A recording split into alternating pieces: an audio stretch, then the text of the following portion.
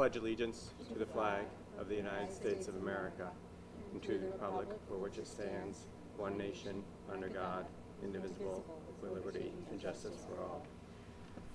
If you would indulge me, I'd ask everyone to remain standing for a few minutes, a few moments, in commemoration of, or in remembrance of Maddie Potts. Maddie was a student at Cherry Hoe and fell ill while kicking a penalty goal, or taking a penalty kick on Sunday, and later died of a brain aneurysm.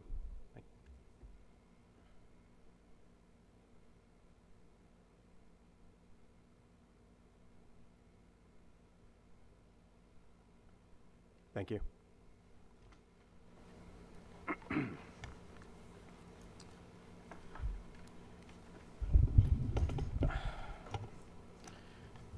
Welcome to our September 26th Tiverton School Committee meeting.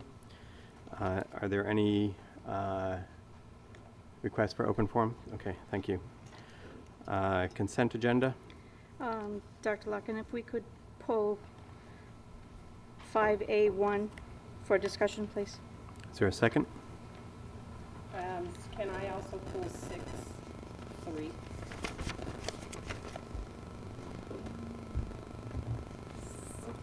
6.3 under correspondence, you mean? Yeah, it's on the consent agenda, so. Okay. All right, is there a, can we take, Second. okay. All those in favor? Can I have a motion to approve the remainder of the consent agenda? Motion to approve. Second. All those in favor? Thank you. Mr. Rurick? Yes, excuse me. Paternity leave, Tiverton High School, Dan Snyzik. Appointments, long-term substitute career tech ed teacher at the middle school, Daniel Frank. RTI coordinator at the middle school, Erica Perkins. Library teacher assistant, Jean Labonte. Long-term art substitute, Tiverton High School, Maida Van Dale. Student council advisors, Barbara DeSantis, Ellie Byrne, and Christine LaRock. After-school detention supervisors, Tiverton High School, Ed Fernandez, Terry Roy, and Paula Freitas. Class of 21 advisor, Tiverton High School, Kristen Morissette. Yearbook advisor, Tiverton Middle School, Samantha Pasamato. District webmaster, Julie Delcourt. Volunteer assistant coach, Tiverton Middle School, Ed Mello. Long-term substitute at Fort Barton, Jennifer Peroni.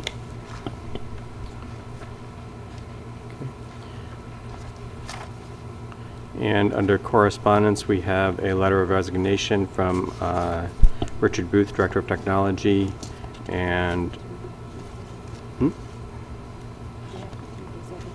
well, I think, yeah, well, just going through the correspondence because they're part of the consent agenda, and correspondence from Fuse. So we can return to item 5A1, request for leave of absence. I asked to have this pulled from the consent agenda. I'd like us to discuss it separately. It's a letter requesting leave of absence for an employee who wishes to advance his career in another district.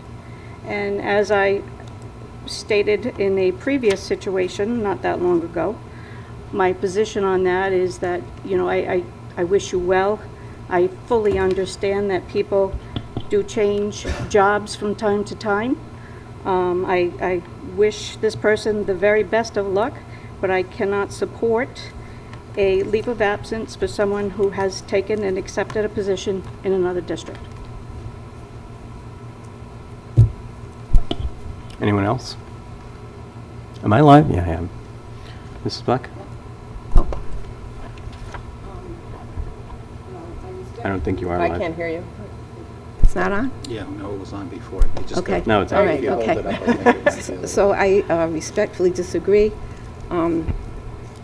It was mentioned at one meeting that education is a business. It's not a business. The children aren't widgets. And when we appreciate one of our staff members and they're going someplace else, I always hope that they'll come back. And last year, we gave a leave of absence in the exact same situation to a teacher that wanted to leave to advance his career, and he stayed and but we did say yes, so I think that I would fully support this. And I think there's a little difference. He's a teacher.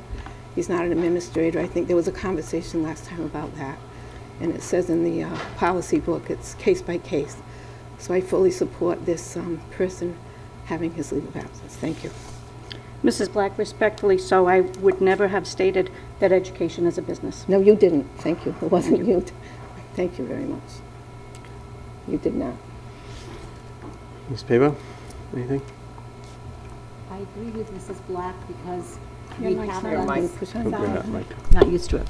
We have done this in the past, and I don't know where we draw a line and say, okay, now we're not going to allow anybody to do this. Is it tonight? Is it the next time? But it has been done, and it has been done as recently as last year it was given. So I have to support the request for the leave of absence. This person is a teacher trying to improve his career, moving on to an administrative position. He wasn't an administrator moving to another administrative position in another district. So I am in support of granting him a leave. Could I just, Yep.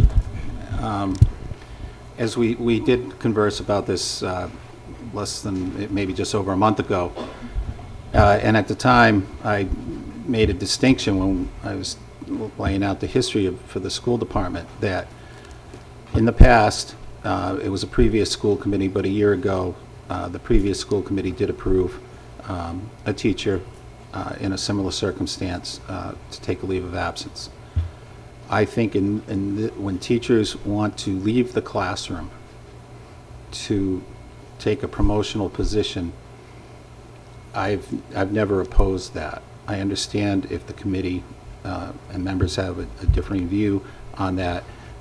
I view that differently than an administrator who is looking to move, because they're already an administrator. They've already made that jump. And some people may say, well, that's not really a distinction, but in my mind it is. And I asked the committee to approve the leave of absence for that reason.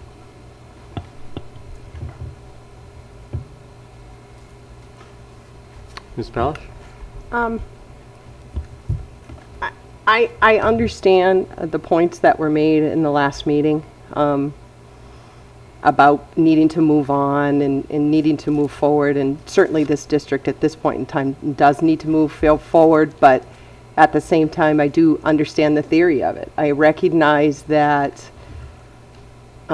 it's not a teacher leaving for a teaching position, it's not an administrator leaving for an administrative position, that, and it is unique to, I think, education, that you have a teacher who wants to move up to administrative position, that it may not be a good fit. I know within our own contract we do allow it within our own district, so it's kind of like we're allowing it just sort of inter-district, but I am torn because I do understand the comments that were made by Ms. Farnworth and yourself in the last meeting, that, you know, it does, you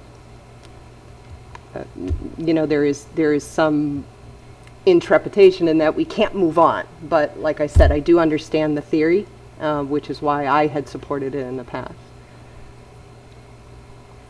Okay.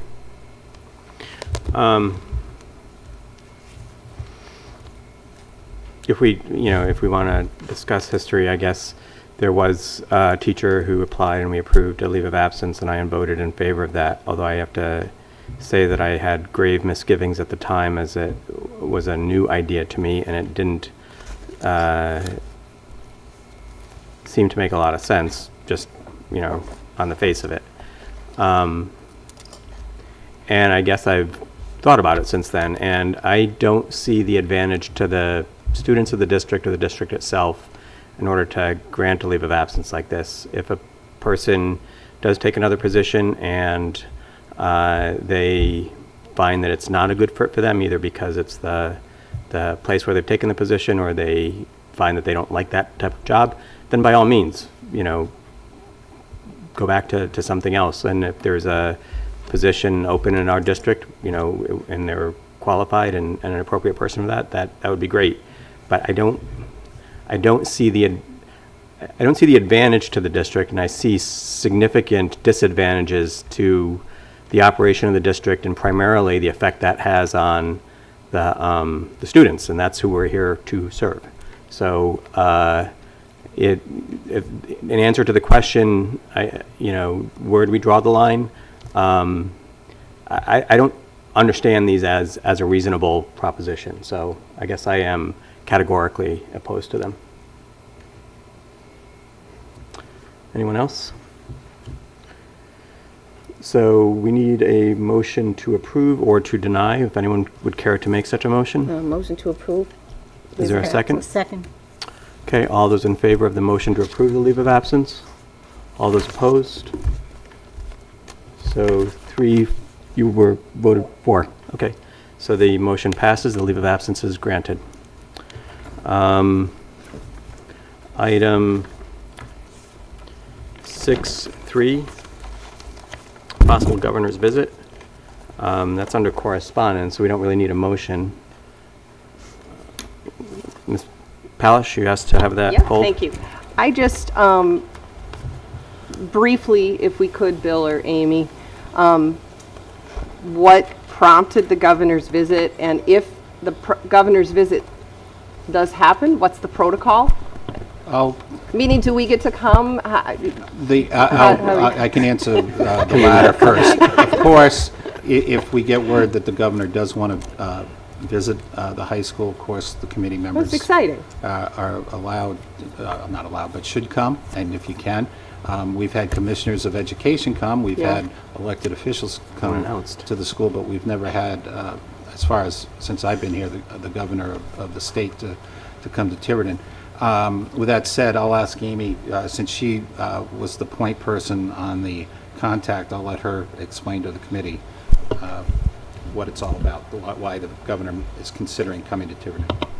Thank you. Actually, this was initiated by the Governor's Office on Innovation. They reached out to the Tiverton School Department, which is lovely, and she is arranging her plans for her 1,000th day in office as governor, and hoping to coordinate. 1,000 days. Can you hear? I can't, so My mic is on. It isn't, I know it's not very loud in the Doesn't seem to be very loud. Can the audience hear Is our the- discussion? Is the, Yes? Okay, good. it's up, Okay, thank you, all right. sorry. So just speak loud, clearly, and close to the mic. Thank you.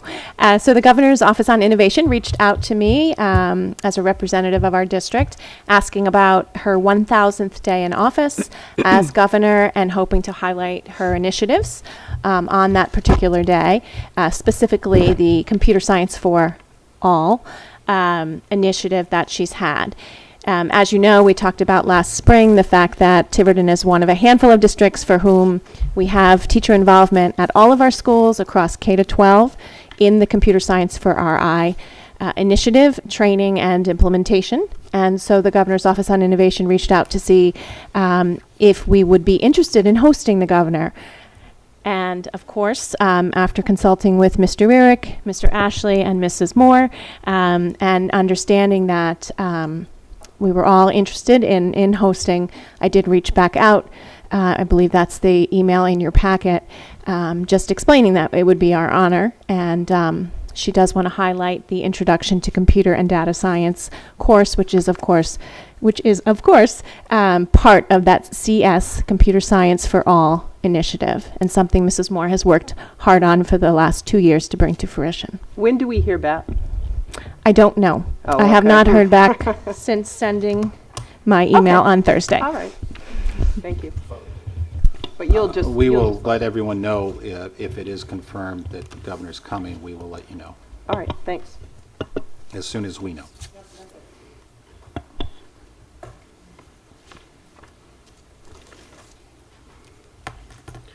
All right. Well, I'm going to get bad marks for that, because I'm going to have to cancel patients to get here, and I don't think that's going to happen. So, give the governor my regrets, if she shows up. All right, old business? Yes, at our previous meeting, we started a discussion on the Cyber Patriot Club at the middle school and the possibility of expanding it to the high school. I think there's been some mischaracterization of our position, meaning the school departments. I've been a strong supporter of this program when it was first introduced, I believe, 3 years ago to the previous school committee.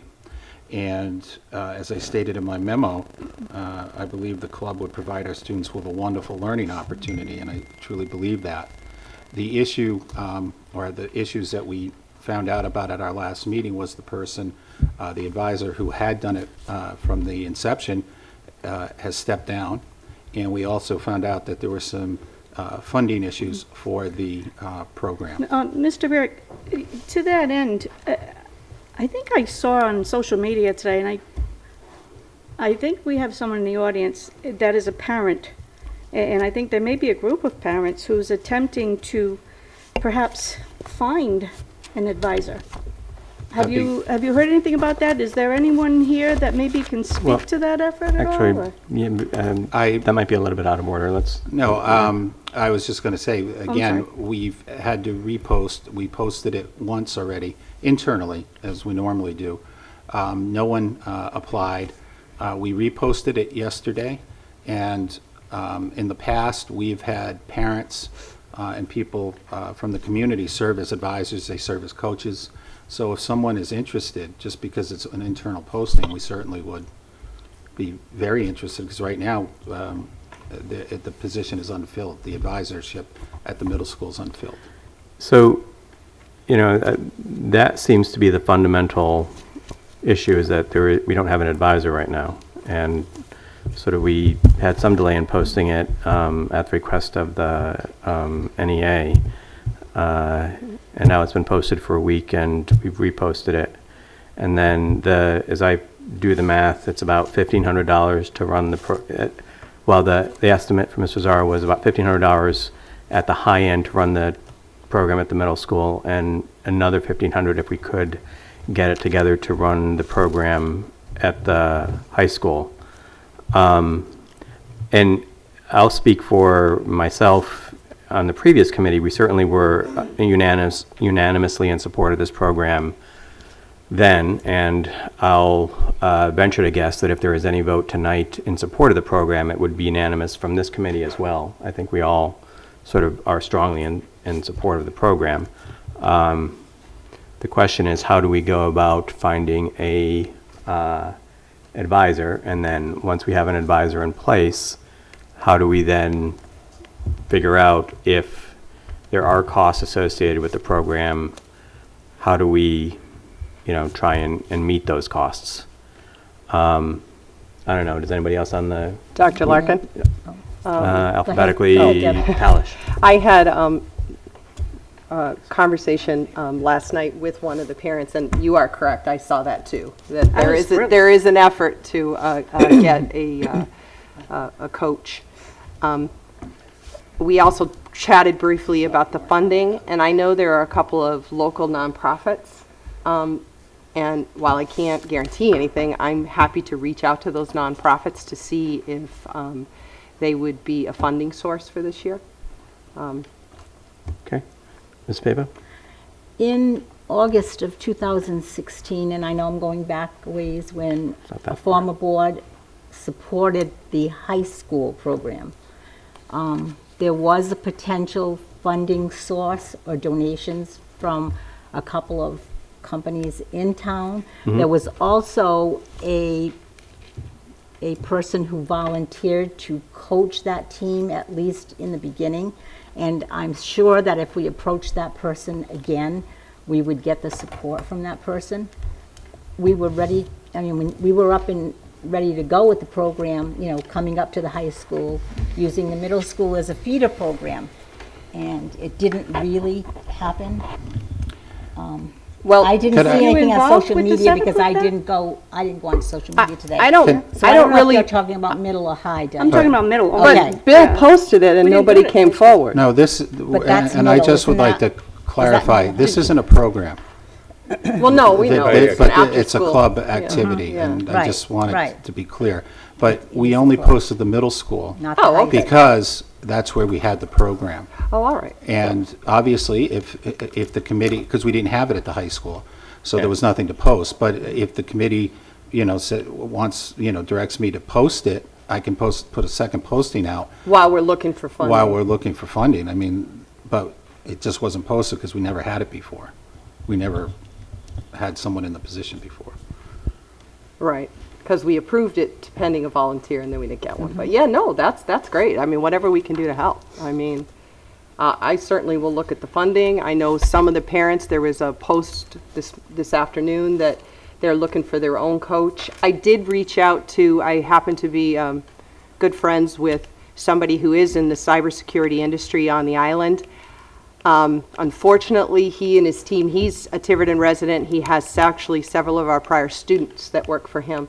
They're quite busy right now. He might be interested if we could find a co-coach, someone to coach with them. So, I would be happy to reach out. I don't know if you guys had any luck this afternoon getting, but I did see a post. I think, it's sort of, we can make it happen, but you're right, Jerry, we do need a coach and we do need a funding source. Mrs. Black? Yes, so I think we'll all remember the night when the 8th grade students came back from getting their trophies and all their accolades, and that's what's in front of me. The student couldn't come tonight, and he called and he said, could you bring all my things? And I said, I'm afraid to bring your trophy because it's glass, and if I drop it, I'll never forgive myself, so it's safely in my van. But here's all his awards, and they came from David Cicilline, the governor, Langevin, White House, Jack Reed. If anybody saw the president yesterday giving out money for the STEAM and the STEM, we're way ahead in Tiverton. We're happy that they're thinking about that now, but we're way ahead. So, I know the different problems are the coaches, but we need someone in-house to load the computers and doing all those things, I think.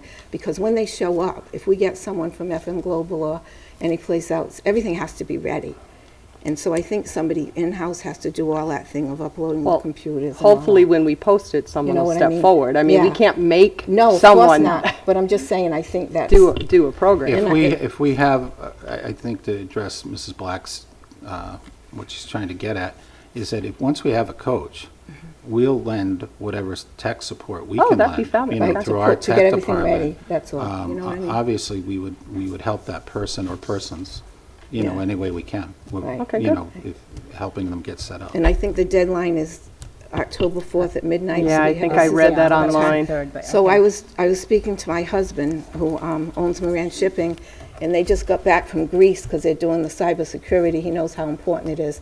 So he has pledged $500, and I will pledge the money that I donate to the foundation from my stipend every month, which is Yeah. good because it comes all the time, and hopefully I'll be here 3 more years, please God. So it's a funding source that's already where it belongs with you, Mrs. Powers. That's exactly who I was going to go to. And so I think that will help to fund it because the 500 will get us off the ground, and he pledged that. And I'll give my stipend, so that will be good. Okay. Okay. Mrs. Cirillo? My name is Charlotte Cirillo. My son Cole, he was here at the last meeting and spoke. I was one who posted today on social media. There we go. That was me. Because one of the things I don't know if everyone's aware of is our deadline is October 4th, Okay. which is a week Wednesday. away. So I know at the high school level, there are kids who are interested. In middle school, there's quite a few. And I don't know how many, but that's one of the reasons why I kind of hopped on it. Because if we don't end up getting someone within the school system to be the mentor, if you look at the program itself, there's coaches, there's mentors, and there's like assistants. Right. Kind of sound like a parent gopher type of person within the whole thing. And I don't know how many of you are familiar with it. It's basically every couple weeks they send out a problem, and the kids have to actually find the deficiencies within the program and send it back. Everyone makes it to the first one. At the second one, that's when they start weeding out the teams. So it's not necessarily a straight through. If your team's out, your team's out. Last year, the kids did make it quite a ways in, and then did go to the ceremony. But October 4th is our deadline, which is why. Did you get any feedback from anyone? Because that seems to be the stumbling block at this point as a coach. We did. A lot of people are looking into seeing it because some of it does take place during the school day. Yeah, that was the difficulty I had with the person I reached out to. Right. So I've got someone looking at McLaughlin Research Development. It's been posted, or it's going to be posted at Newark, Yep. and a couple of the other defense contractors as well.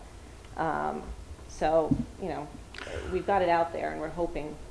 What exactly has to happen on October 4th? Like a have to- registration? You have to be registered. You're not Yeah. registered. All right. Right now, But- they're in the practice sessions where they're actually sending it out to the teams, and the teams are kind of practicing and Mhm. figuring out. Mm-hmm. And then they actually have a list of dates on the website of when things drop. So,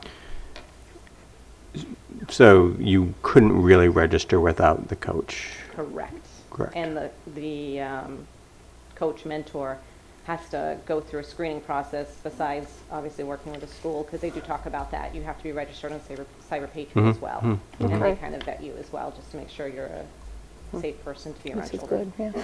It's good. Well, do we have a meeting coming up next week? October 3rd. Oh, so we do have a meeting where we could give final approval if we can Appoint get a someone. coach. Okay, So, we could definitely meet that deadline. okay, My contact is at McLaughlin. okay. So why don't I reach out He's to probably him getting again? another one from Yep. my father-in-law. Yep, who yep. Yeah, did it it's for us. probably the same person. It's Tiverton. Yeah. Okay. So, Well, so we posted the middle school again today. You're going to post then for the high school, and then you'll reach out, I'll reach out, and then hopefully by the 3rd, we'll have something. We'll just coordinate through you, Bill, if we get Yeah, names? whoever is interested, much like we did with the soccer program. Yeah, they talked to you. Mrs. Lopes had the people send Yeah. their letters of interest to me. So that's probably the easiest way, and then I can just put them on the agenda for October 3rd. And then you can, you could talk about Yeah, if they any ha- kind of Corey check or that kind Yeah, of stuff. and tell them, what we would need, but that wouldn't keep them from getting, we'd like to have the background check in place, but since it's time sensitive, what we could say is if someone came in on October 2nd, I get their name and I say, well, you need a background check. You can approve somebody contingent, in other words, they can't start really, but they could also, you know what I mean? We Get the could wait for- Yeah, no, I got We you. can wait for the Yeah. BCI, but they could also apply, to register the team, if it was that close. Isn't the BCI process a little different than what it used to be? It's an email process now, not a No, paper we're- process? Yeah, or- that's true. Because it's for volunteers, and it's a good point that Mrs. Pavel brings up. A volunteer, we do the simple, I don't say simple, it's simpler, the state background. But for all our employees and coaches, we ask for the BCI background. So, people can get them almost on the spot if they go up to the Attorney General's office. They went up there.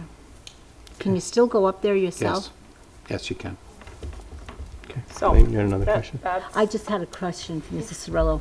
If we're not meeting until the 3rd, next Tuesday, does registration end on Tuesday?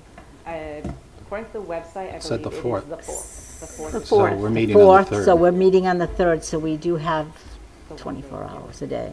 Okay. The one thing we would need to know, which would help to know the funding, is how many teams.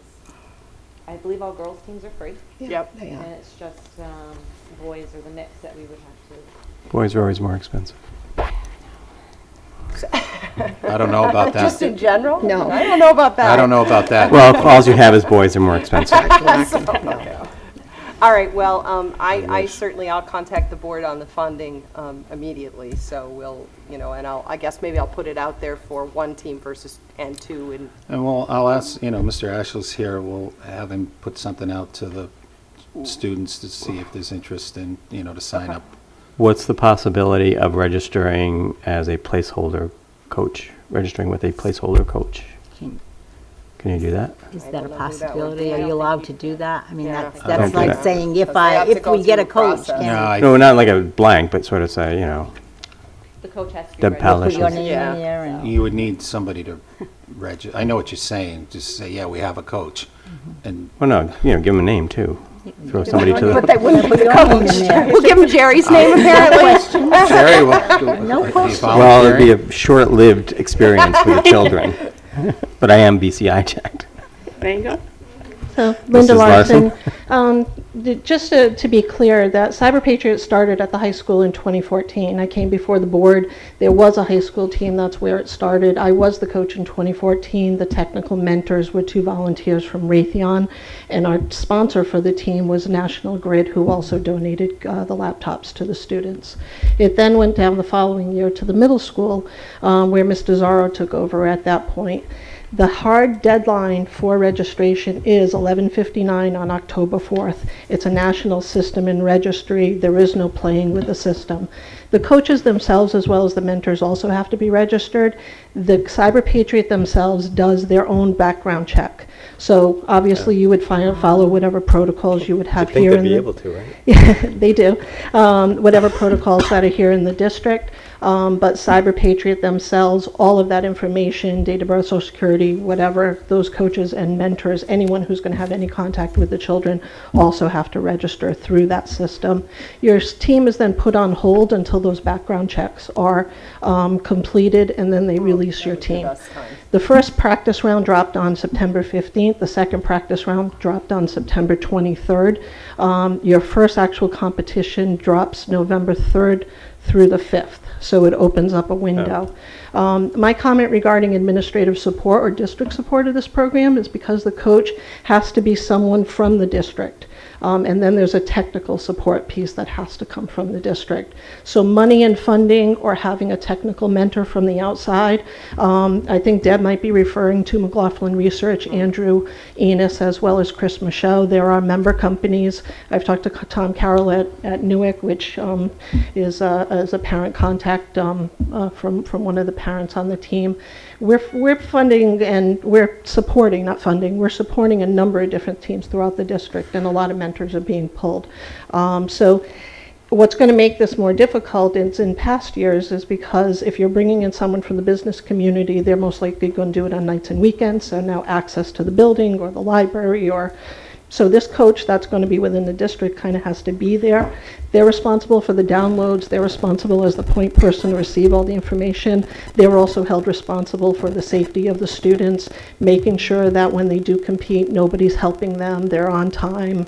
They're following all of the rules. So it is a pretty hefty lift. Are you saying that there has to be a district employee that's involved as well? Cyber Patriot, if you go for their coach, it talks about teacher, staff member, JROTC instructor, someone from the district as a point person. You can have as many technical mentors, and you can have assistants, say parents that might want to do snacks or transportation or things like that, but they have to be registered as well.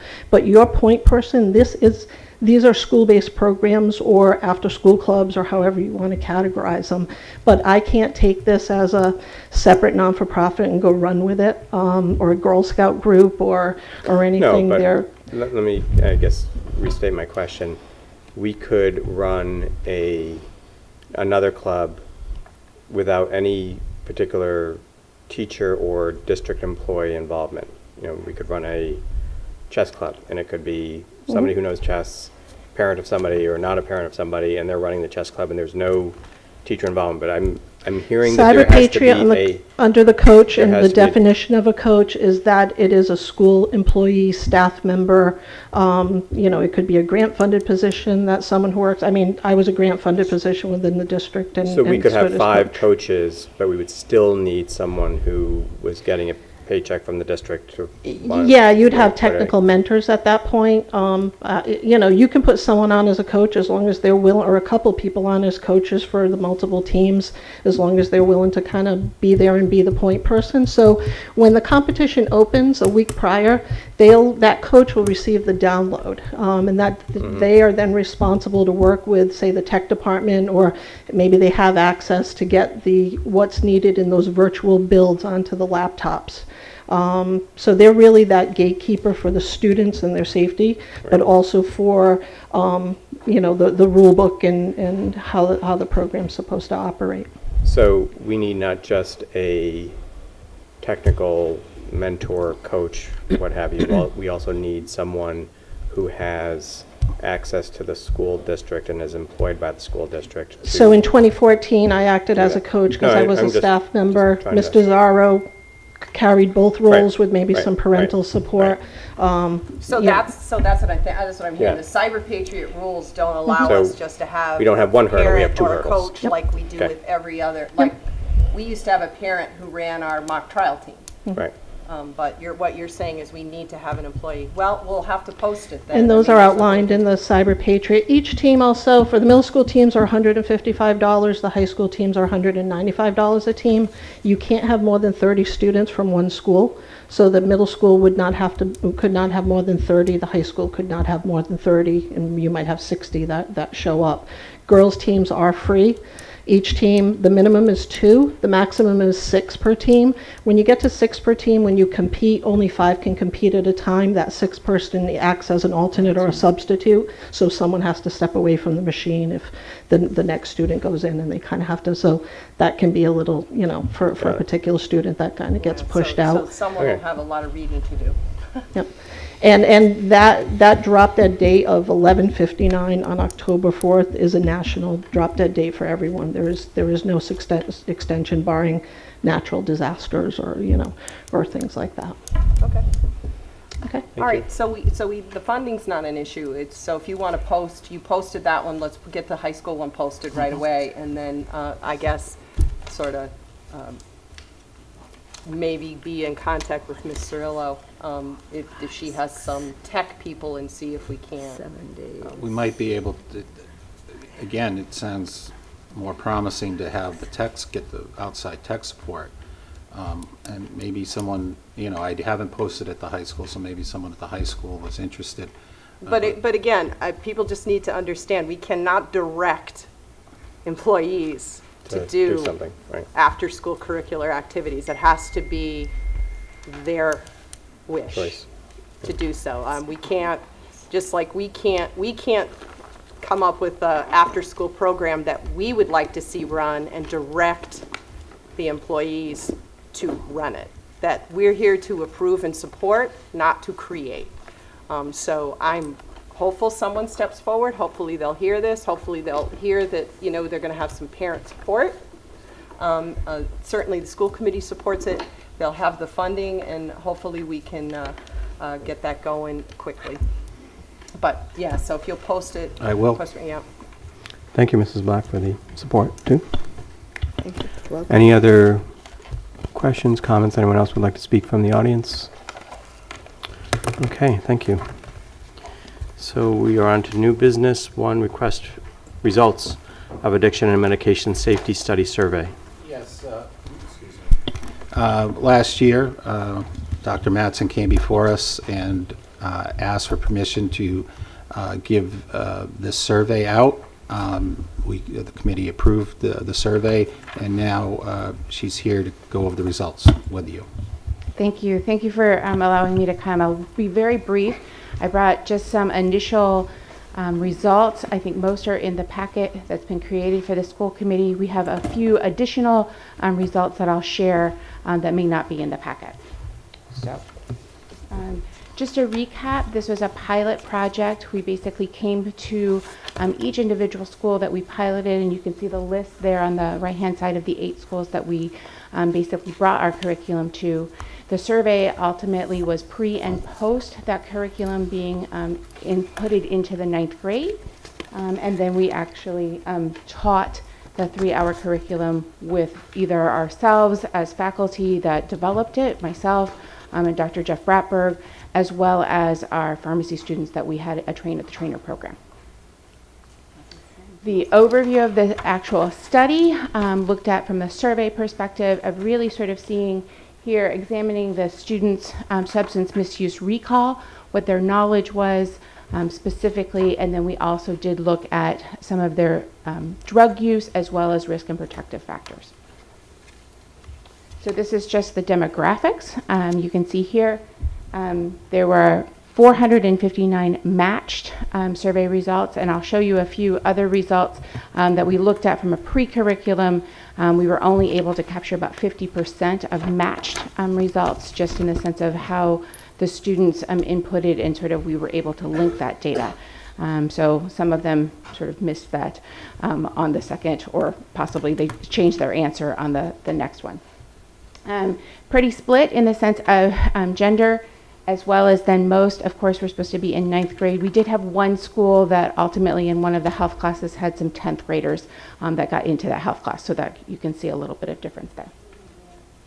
All right, so I'm just going to turn a little bit so I can see it better and point you to. So this is looking at incorrect responses.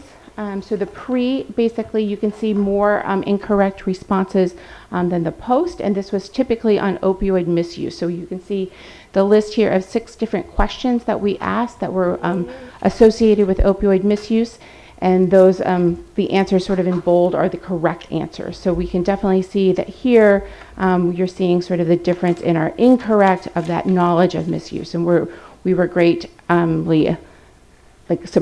supportive of what we were able to see, specifically in sort of the misuse, prescription medication exceeding recommended dose. We talked a lot about what appropriate use was. And then number 4, non-medical use, and what sort of that definition was. Here are just some questions. Again, this is incorrect responses, pre and post. So the light blue is pre, and of course the dark is post. And this goes over overdose knowledge that we gave them. So again, sort of looking at drug users responsible for their addiction, drug users can stop using drugs whenever they want. We were really trying to tailor what their attitudes and perceptions were surrounding drug use or drug misuse. Again, just sort of from the knowledge that we were able to impart through the curriculum, we definitely saw incorrect responses go down. This is some new data that I was able to pull just recently. This again is just looking at the pre-curriculum, so what we were able to see differences in. This is from the matched and unmatched data, because we had several, almost a couple thousand students take the survey, but we only had just that short, or the 450 that were actually matched. So we definitely have some differences here within what we're seeing for the unmatched versus matched. This is probably not as important, as I also have some data to show you for the use and what we're seeing. So this is all schools, so all 8 schools are incorporated into this, looking at substance misuse. We really we asked questions specific to heroin use. We also asked pain reliever use, marijuana, other substances. The 2 that really struck us and that had significant results were the 2 that I'm showing you here. Again, this is across the previous 12 months. So again, sort of seeing marijuana being probably what's being used most, but ultimately that pain reliever pills, we're definitely seeing an increase, at least in maybe somebody dabbling 1 or 2 times, 3 or 4 times, and it does. And then, but we do have some more chronic users that are out there. All right. Previous 4 weeks, so who is currently using? Again, you can sort of see once or twice, and this is in the past month or past 4 weeks. We're definitely seeing marijuana as well as pain relief pills as being something that we're seeing, and then more chronic use of marijuana. This is just another addition, which is pre-curriculum. This is again between matched and unmatched. What we're seeing sort of in a usage perspective, the matched data shows 13.1% of our matched kids who are actually using heroin, or not heroin, excuse me, pain pills. Sorry, I don't know why heroin is bolded there. Sorry. And this is sort of in that past 12-month use,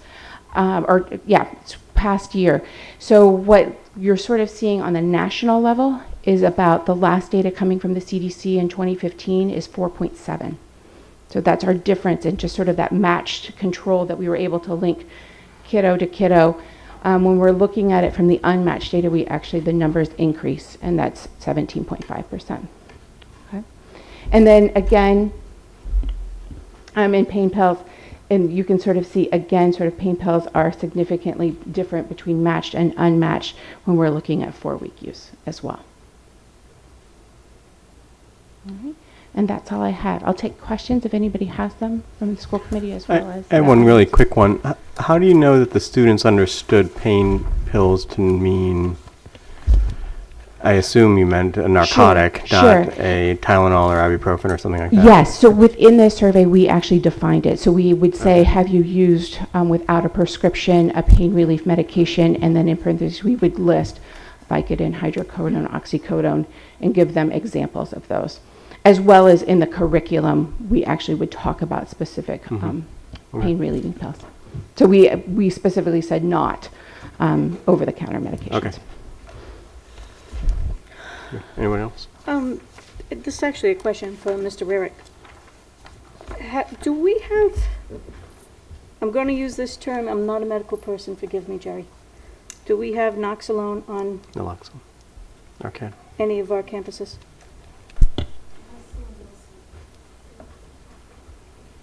Thank Those you. are our nurses. Yeah, thank you. Hi, nurses. I was going to say, We do? didn't know off the top of my head, but. Thank you. It's good to know. Thank you. I didn't know. Thanks, Mrs. Those Sweeney. elementary nurses, I hope high school does. Well, let's know. I mean, they're certified They as know school this. nurses. Anyone else? Any other questions from the It's a audience? state law. Thank you very much. All right, thank you. Thank you. All right. Item 8.2, update on ride secondary regulation. I'll let Mrs. Donnelly Roche address the committee. Thank you, Mr. Rarick. Move the mic. Thank you. Mr. Ashley and I just wanted to touch base with the committee about the regulations, which have been in effect for a while, but really begin to impact our current 9th graders. So you have a memo from me with a brief summary of the statewide endorsement system that the Department of Education and the Commissioner have put in place. Those compile both the Commissioner's seal designations, which will be given out to students in the class of 2021 and beyond for exemplary performance in math and or English, and those will be based on multiple test scores.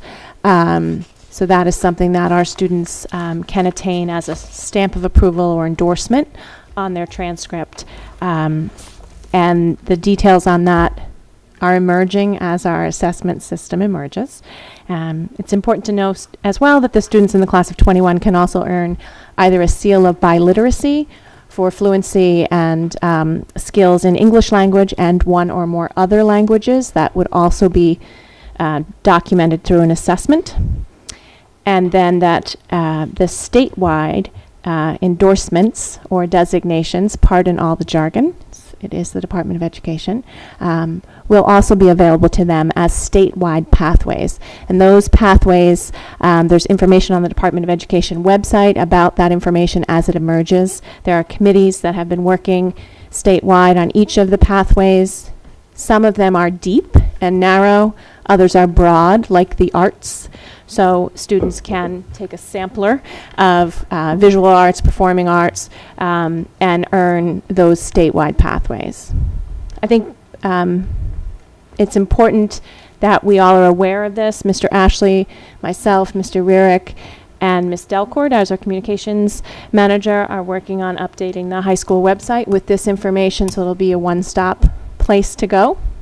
And our students and families have been made aware of this already, and will have something in writing before the end of this week that references them to our district webpage. And just to add that the engineering, we talked about this a few months ago, but the engineering pathway and carpentry pathway, not only are they certified by RIDE, it will also mean if there's students in other districts, if they want to come and take part in this engineering pathway or carpentry pathway, they can, and we're allowed to charge a tuition to any student from any other district that would like to come and follow those pathways for those programs. Thank you, Mr. Rarick. I think those two additional pathways for which we do have that statewide approval are important to note that those are district-specific, but we would welcome students tuitioned in. So we have 3 opportunities at the statewide level and two local pathways. And the intent of all of this is not to confuse you, but I believe the Department of Education and high school educators' intent is to really personalize the instruction and allow students to demonstrate an interest and an initiative in a certain area where they have career skills or talents. And so it's a designation that will be on a diploma as a seal above and beyond their diploma itself. And again, because this is still being developed by RIDE, I think that one of the wider areas, as Mrs. Donnelly-Roche mentioned, is the pathway endorsement. There's going to be a lot of different avenues that RIDE still hasn't even identified yet for students to be able to follow. And the purpose, the reasoning behind this is so that when an employer or a college or a university sees a high school diploma, it will have one of these seals on it if the student earns it.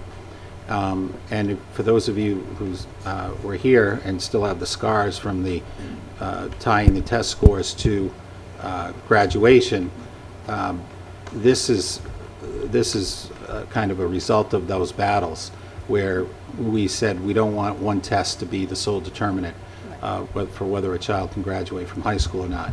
And I think this program has a lot of potential for our students to pursue if they so choose to, for a variety of pathways that will be afforded to them.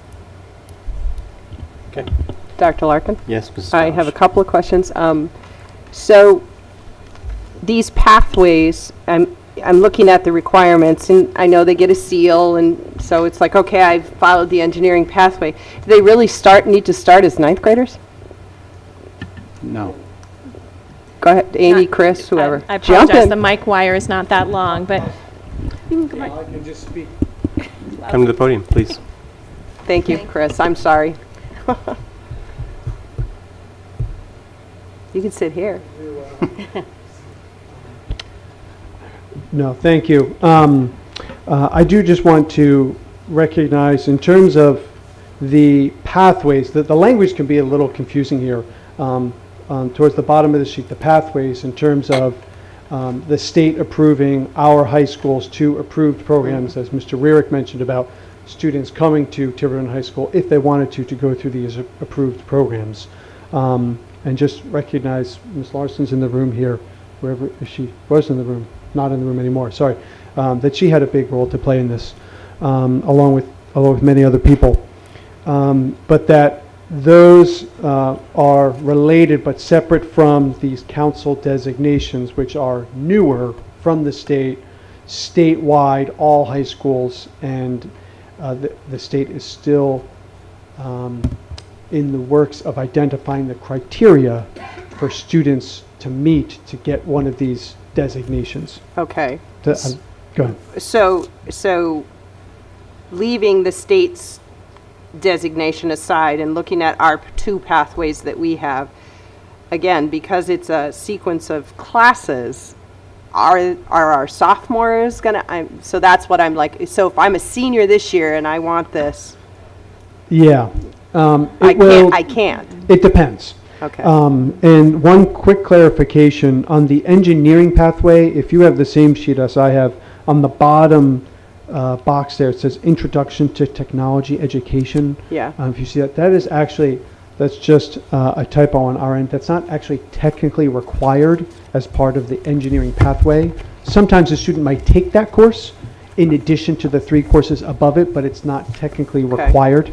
But But you're right, to speak to your point of, depending on if it's a current senior or junior, depending on what they have taken prior, they may or may not be eligible for. And again, approval. that's not our fault. This just came out this year. I understand that we just introduced these pathways as a state when they kind of went away from the old tying graduation to,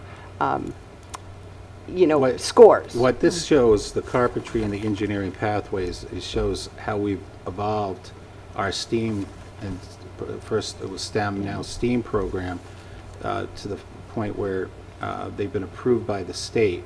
And again, we're hoping that once RIDE defines the pathway endorsement for the council designation, that possibly these programs would count for that, or at least count towards whatever the state sets up. Okay.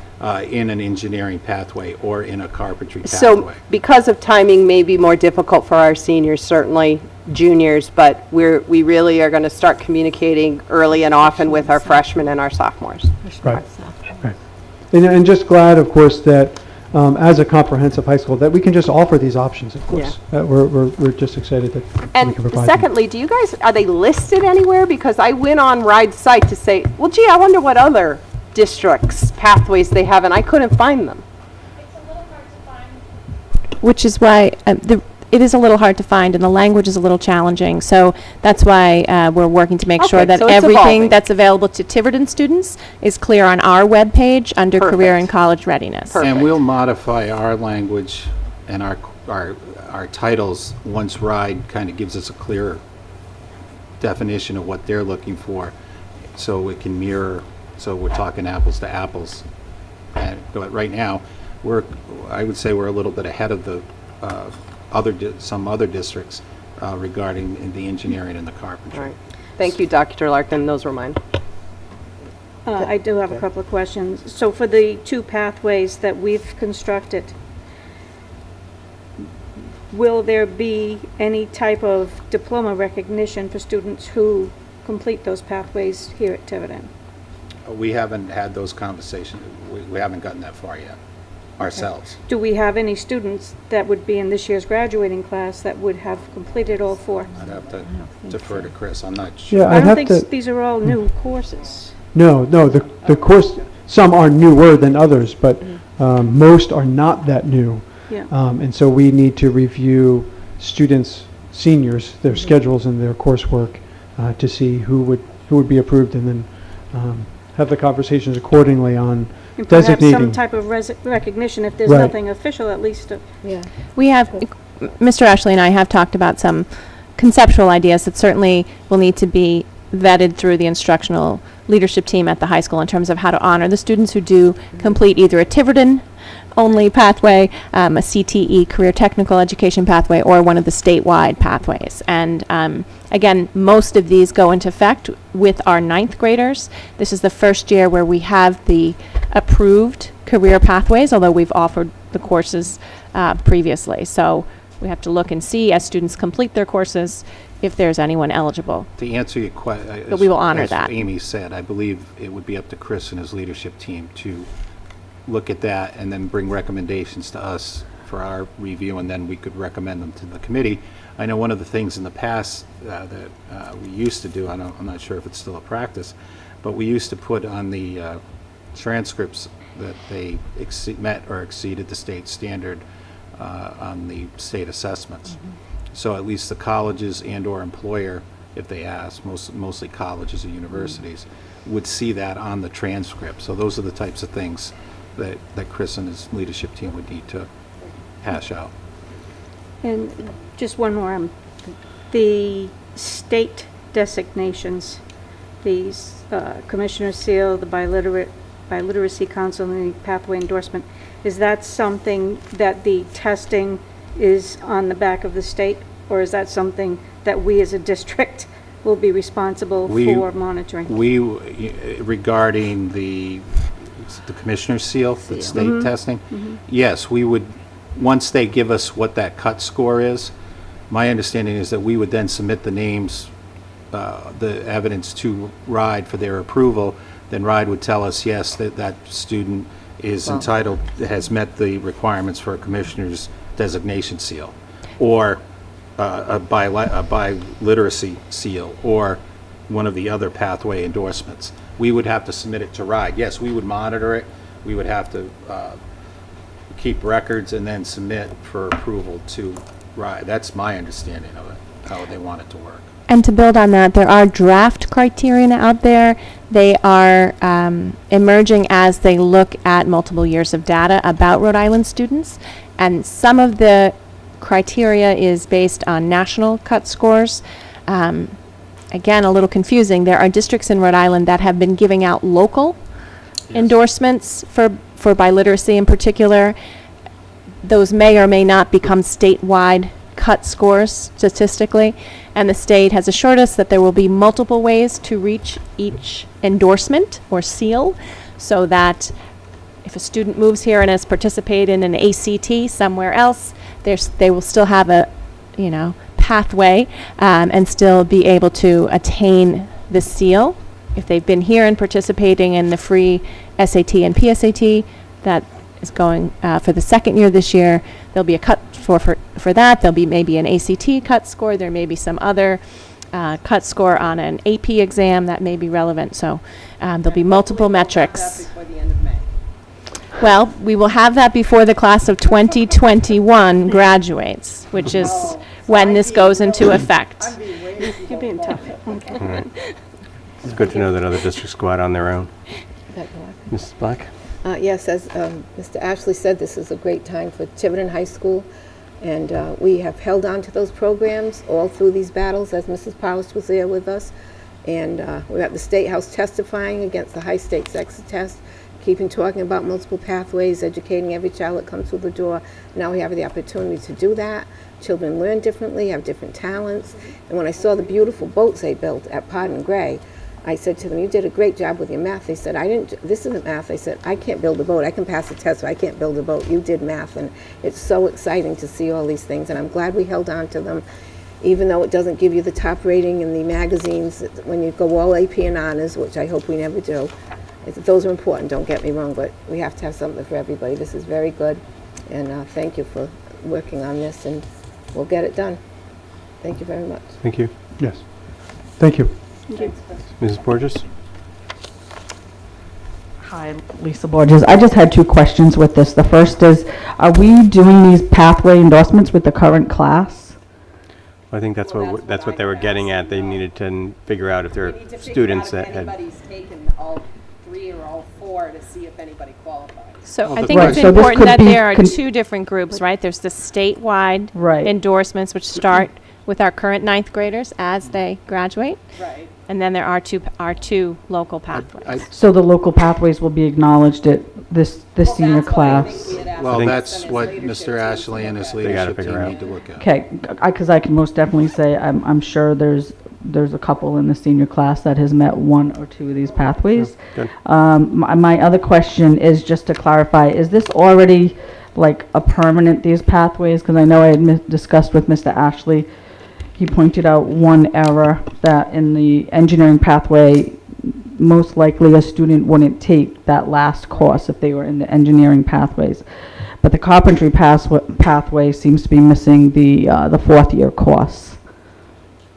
Yeah, so basically, Ms. Borges, if you can hear me, is Yeah. referring to, the question was asked about new courses versus existing courses. And so we have existing courses related to the carpentry pathway that are actually not on the required coursework for this pathway approval. So the 4th year senior course, the boat building, isn't part of the carpentry pathway? Not required. Not required. Many Okay. of those students will likely take that course, but it wouldn't be a requirement to say Okay. you've gone through this approved Yeah. pathway. That's a good question. That's a good question, though. Can we change the requirements as we go along? You can't change Because RIDE approves it. for right? RIDE's Yeah, approval, RIDE's you approved can't it. change what they require for those engineering and the carpentry I pathway. mean, you could probably go back to them, but that's a good question. If you look at the pathways you have in front of you, I would say that these are the core, with the notation Mr. Ashley made about introduction to technical education, can be a leaping off point for engineering, but it's not required. That would be optional. In addition, when we revise this, we can add that additional course about marine technology and boat building. That would be optional. What the CTE approval process is very narrow. Yes, and that's proof that we've met that, and they've come down, ride, we've been in contact with them, and they've made visits to the school, and we've met their criteria. Okay, good. Okay, thank you. Elaine, did you have any questions? Ms. Pavon, did you have any No, I'm questions? fine. Okay, all right. Thank you. Item 8.3, request to update field trip medical form policy number 12628 and head lice standing order protocol. Sweeney?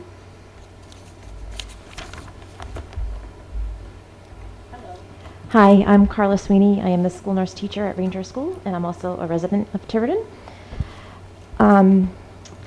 The other school nurses and I, at the professional development day before school started, we were just reviewing some policies, and we found two that we feel should be updated just to be up to par with everything. Back in 2000, September of 2000 was the last time the head lice policy was updated, and that was when the Department of Health had issued new recommendations. They have more recent recommendations, and we just like to be able to meet with the policy committee to get it up to par. We've already basically rewritten it, but we just need to meet with you and. Okay. And we've looked at what a lot of other districts have updated their policies also. A lot of it is eliminating the mass screenings that we do in the schools every year. And then for the field trip policy, for Form 1262A, it says field trip medical form on it. There's a spot where it says official chaperone may give medications, Tylenol, Mylanta, or cough syrup. That violates the Rhode Island rules and regulations. Only a registered nurse or school nurse teacher can administer medications to children in the school setting, even on a field trip. Even if it's their parent? No. The parent can give it, Yes. but on a field trip, a chaperone cannot give any medication. It has to be the parent of the child or a nurse. Or a nurse. Okay. So there's just a couple of sections that we would like deleted. One is date of last tetanus booster. All that's on file in the school nurse's office, but then parents aren't going to remember that it'll just inundate the nurse with a lot of issues. Okay. We already know who's up to date. Phone calls just Yeah. so you fill out the field I always just put a question mark. I was just put that they And then had the it. last part of it, we would like that deleted too. It's, All right. So I think you have to actually meet with the policy yes, subcommittee. we need to so. meet with the All right, policy so- committee just to get those things taken And care our of. next meeting happens to be October 5th, so So- at 6 o'clock, so if you And then enjoy- they'll- Is that next Wednesday or Thursday? next Thursday. Thursday. Okay. Thursday. If you and Joy or yourself, Yeah. you're more than welcome. Or if that's. If you guys can't make it, just email email me the recommended changes. Okay. And I'll bring it to the subcommittee. Yep. Okay. Makes it a lot easier when you already have done it. Yeah. Thank you, Okay. Carla. Don't go anywhere. I think you're on Yeah, next too.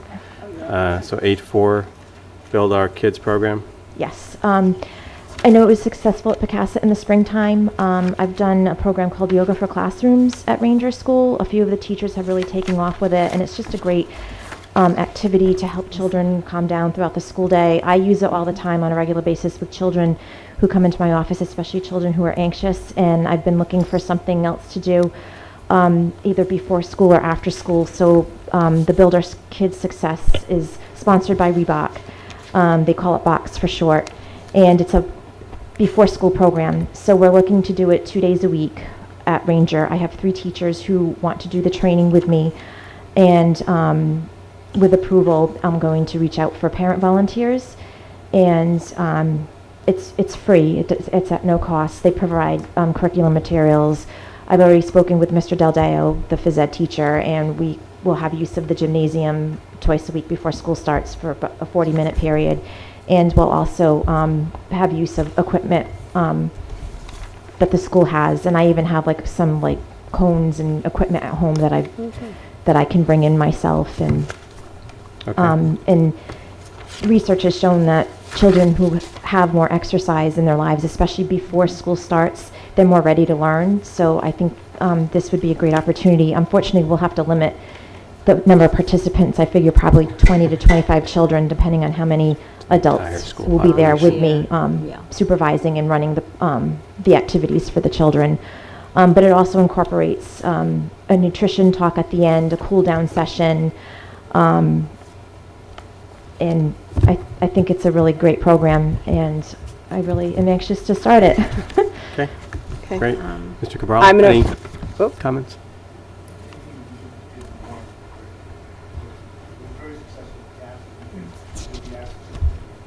It'll run for 12 weeks, and I'm hoping to possibly do 2 12-week sessions, one in the fall, and then start up another one in the springtime. Oh, nice. So that way, more children will get the opportunity. Like whoever participated in the first session, we will take other children first, and then if there's room, we would take children who had Oh. already done it the Oh, first that's session. Very good. Hopefully Nice. to, Right. Everyone to get a chance. to That's get nice. more kids an opportunity to try it. It's a nice idea. What time approximately would it start? Parents would have to drop off? Yeah, they would have to drop off approximately, probably about 8 o'clock. I figured probably be from about 8 to 8:40. Okay. Great, Thank you. thank you for doing that. Can I have a motion? I'll to make approve? a Thank you, motion to accept the superintendent's recommendation to Sec- approve the Build Our Kids Success after-school program. Second. Any other discussion? All those in, oh, Thank sorry. you for taking the initiative. Thank you. Thank you.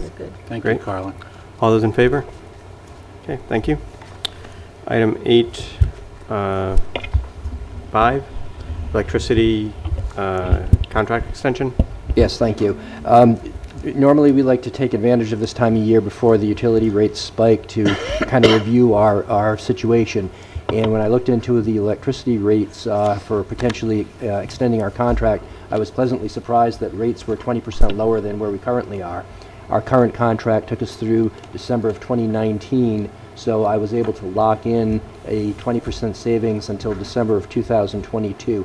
So I've put the entire agreement in the package, and I'm asking approval. It's with Constellation, who has a deal with the Rhode Island Association of School Committees, so we're not obligated to go out to bid every time we need this, and I'm very pleased that we're able to get rate stability going out nearly 5 years.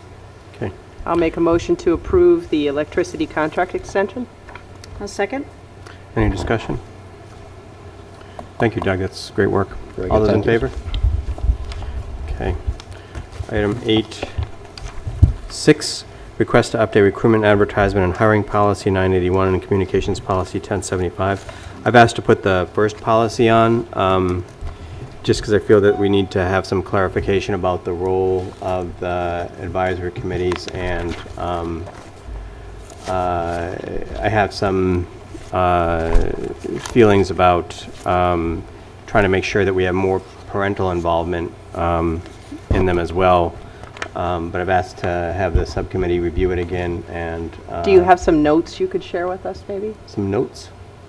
Notes on, like, what your thoughts were that you wanted us to look Oh, at? not in my pocket, but Well, I'll no. give them to you. You didn't carry it with you? No, An email would suffice. I will do that.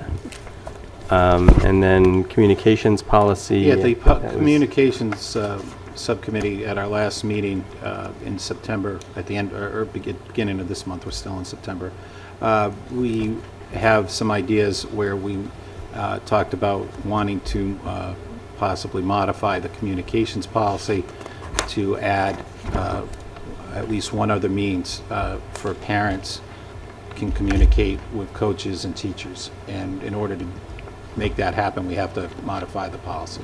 So, do we specify in the policy the actual platforms that are used, or can we just have a mechanism Well, that whereby was- this committee approves a given Well, platform? that was our conversation, Okay. was that the interpretation, or my interpretation, is that the policy refers to using X, Y, or our- Z. the school department's platform. I see. We have an issue came up, a very legitimate one, where coaches and teachers use another platform not Right. connected to us, and we felt we believe it has merit, and we should Okay. bring it to the committee for approval. So again, we have some notes to go by when we meet? Yeah, yes, we do. Okay, perfect. Diane and I are on that Thank you. committee.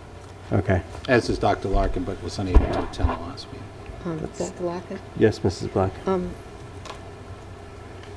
this recruitment, advertisement, and hiring policy, it says for Tiverton School District administrators and faculty. Does that include the superintendent? It does not. No. Not the way I read the policy. That's what so what do we have for that? We don't know. There is no policy that governs superintendent search. Okay.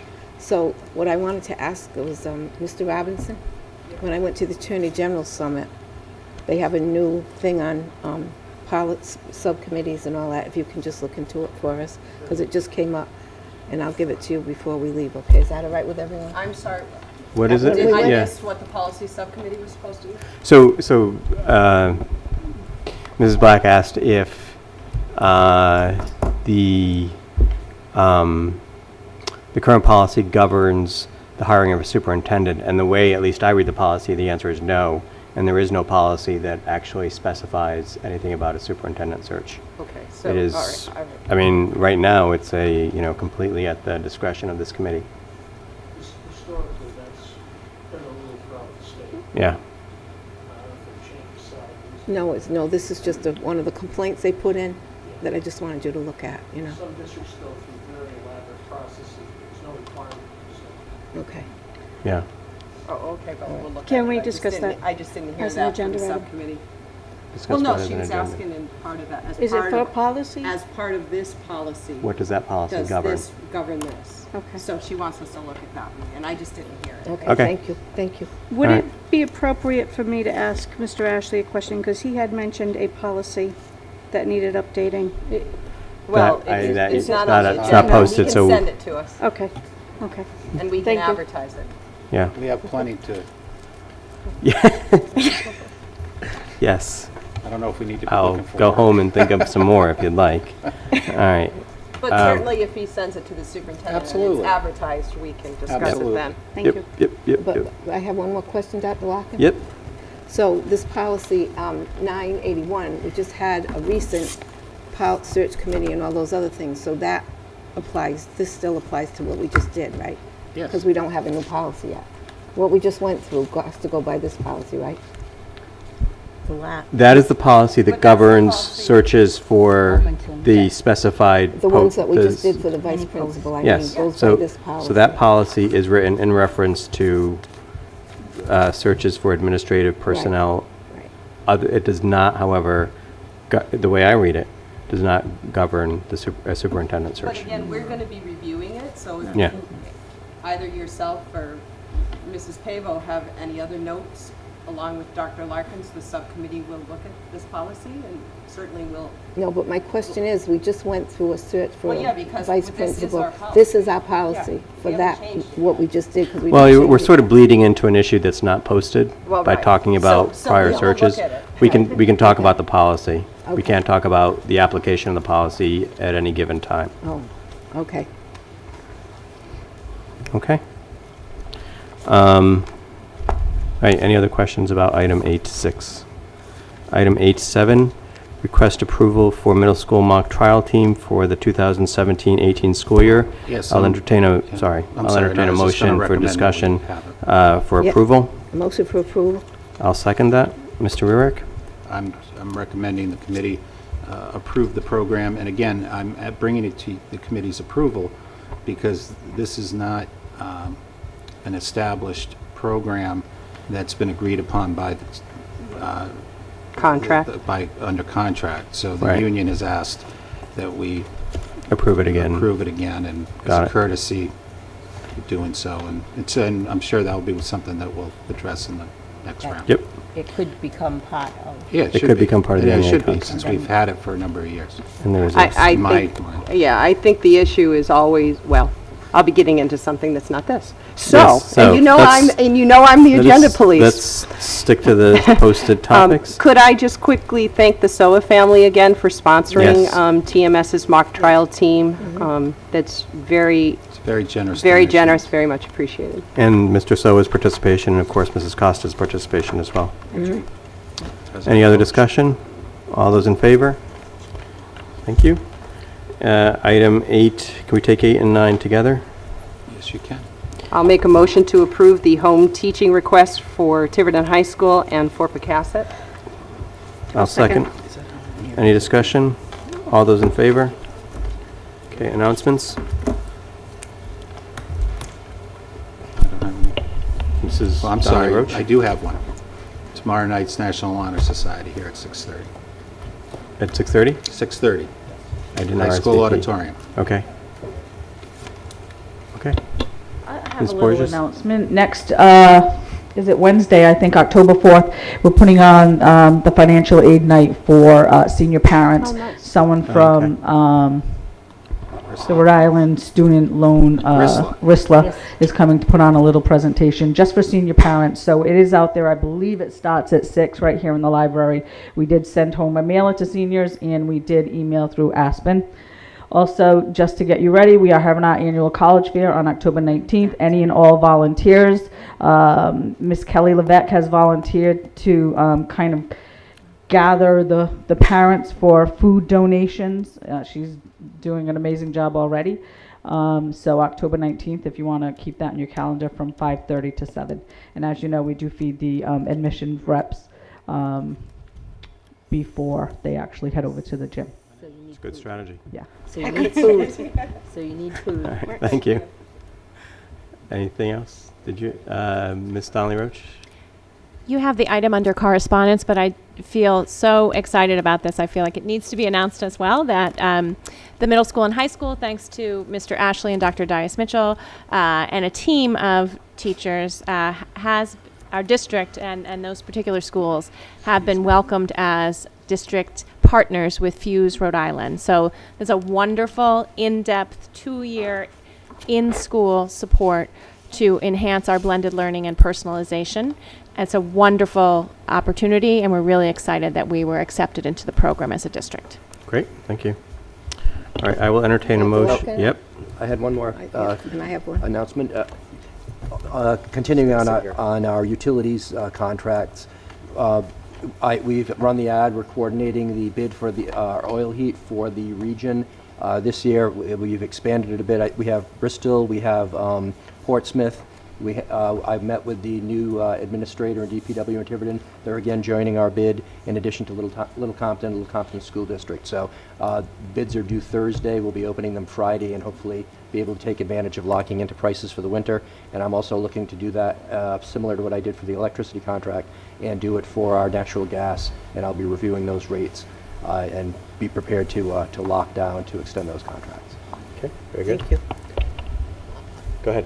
Yes, Mrs. Larson and Mr. Cabral and Mrs. Fonworth and myself went to the Rhode Island Department of Education Teacher of the Year for Beth from Fort Barton, and it was very exciting. And the commissioner, when he first came, said that he wants to bring joy back into education. That's what he kept saying. So I had my face painted at the Pardon Gray as a tiger. So I went up to him and I shook his hand and I said, we're trying to do what you asked. We're trying to bring joy back into education in Tiverton. And he just shook my hand. He didn't know what to say. It was a beautiful tiger face. So I thank people at Pardon Gray, and it was a great thing for Beth. Very nice day. And I saw Mrs. Black driving as a tiger, and it was quite striking. You almost crashed into me. No, I knew who it was. There was no surprise. It was just admiration. Oh, thank you. Any other announcements? Going once. All right.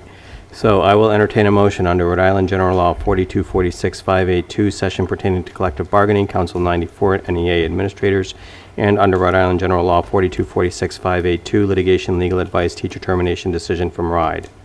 Would someone like to make that motion? Do I have a second?